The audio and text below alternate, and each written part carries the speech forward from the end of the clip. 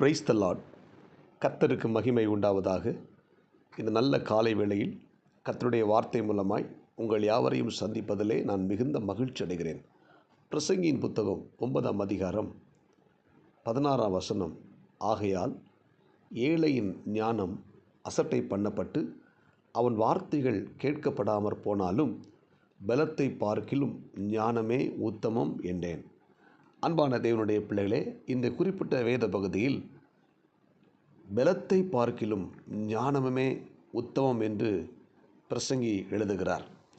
இந்த குறிப்பிட்ட வேத பகுதியில் நீங்கள் தொடர்ந்து 13 முதல் 18 வசனங்கள் வரை வாசித்து பார்த்தீங்கன்னா, அங்கே ஒரு ஓமை மாதிரி ஒரு சம்பவம் சொல்லப்பட்டிருக்கிறது. ஒரு சிறு பட்டணம் இருந்தது. அதில் இருந்த குடிகள் கொஞ்சம் மனிதர்கள். அதற்கு விரோதமாய் ஒரு பெரிய ராஜா வந்து அதை வளைத்து கொண்டு அதற்கு எதிராக பெரிய கொத்தளங்களை கட்டினான். அதிலே ஞானமுள்ள ஒரு ஏழை மனிதன் இருந்தான்.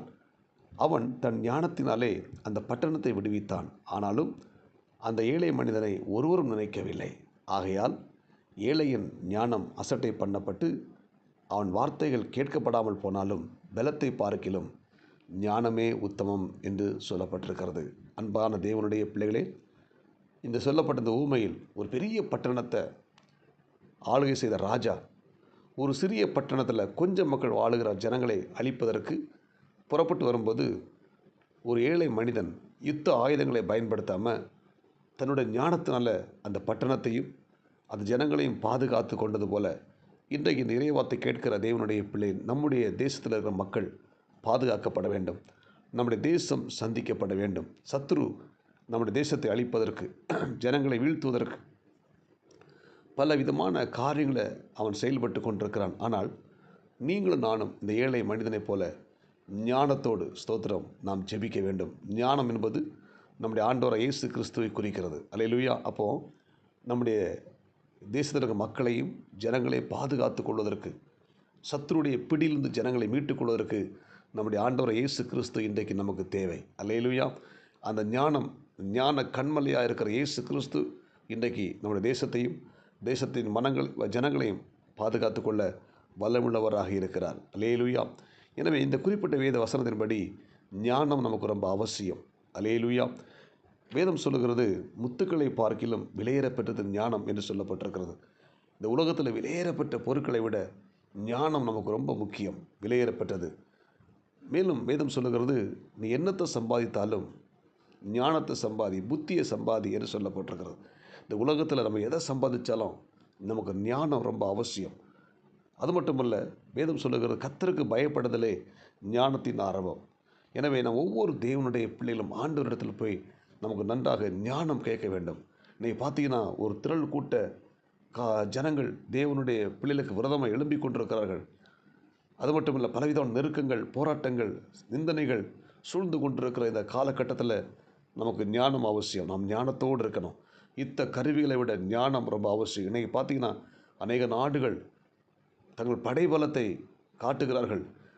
தங்கள் யுத்த கருவிகளை மற்ற நாடுகள் பார்க்க வேண்டும் என்று சொல்லி காண்பிக்கிறார்கள். ஆனால் இந்த யுத்த கருவிகளை விட ஞானம் நமக்கு ரொம்ப அவசியம். நாம் ஞானமாய் நடப்போம்னால் பெரிய யுத்தங்களை முறியடித்து எல்லா நாடுகளும் சமாதானமாய் வாழ்வதற்கு ஆண்டவர் கிருபை தருவாராக. எனவே தேவனுடைய பிள்ளைகள் நம்ம எல்லாரும் தேவனிடத்தில் நாம் ஞானத்தை கேட்க வேண்டும். நம்முடைய குடும்பத்தில் இருக்கிற சிறு சிறு கசப்புகள், மன வருத்தங்கள், சண்டைகள், ஒருத்தருக்கு ஒருத்தர் இருக்கிற பிரச்சனைகள், இதெல்லாம் நாம் ஜெயிக்க வேண்டுமானால் நமக்கு ஞானம் அவசியம். நம் ஞானத்தோடு கூட நாம் ஒவ்வொரு காரியத்தை நாம் செய்வோம். நம்முடைய ஆண்டவர் இயேசு கிறிஸ்து அவர் ஞான கண்மலை.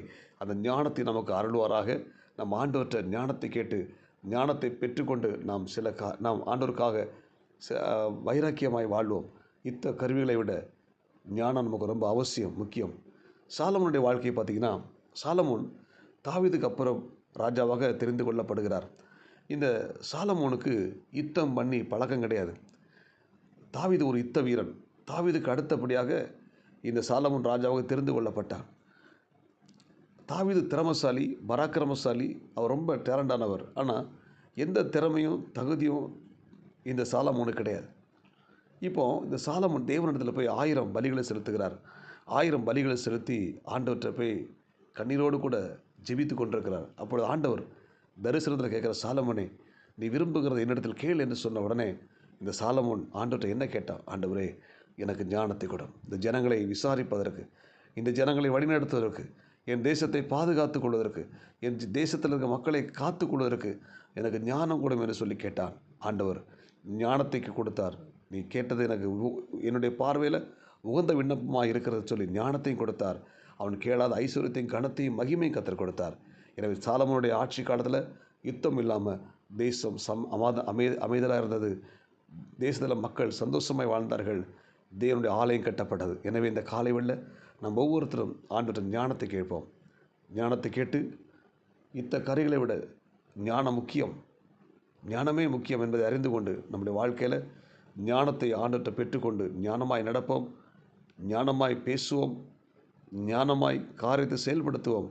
கர்த்தர் நம்முடைய வாழ்க்கையில் பெரிய காரியத்தை செய்வாராக. ஜெபிப்போமா?